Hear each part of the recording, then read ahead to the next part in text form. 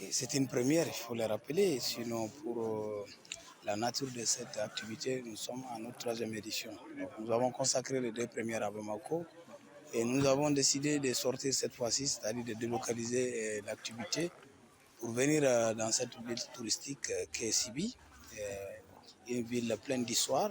Et je crois que la journée a été suffisamment riche en termes d'histoire, en termes de valeurs, en termes de culture. Donc, je pense que le choix n'a pas été fortuit.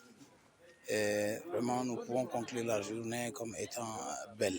Ce qui m'a marqué, c'est le fait d'être avec nos membres et surtout sur ces collines qui arborent, je dirais, la ville de Sibi et une visite guidée. Parce que quand la visite est guidée, vous avez écho à plein d'histoires. Je pense que j'ai beaucoup appris de cette ville, de son histoire, des hommes qui ont marqué son histoire. Et je pense que je vais retourner avec un sentiment de satisfaction à Bamako. Et je crois que c'est une amélioration personnelle de mon niveau du point de vue de l'histoire du pays.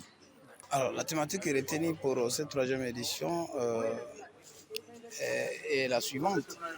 S'inspirer des prophètes pour réussir, parmi laquelle, enfin, je veux dire, parmi les différentes thématiques proposées, c'est celle qui a attiré l'attention de la majorité de nos membres.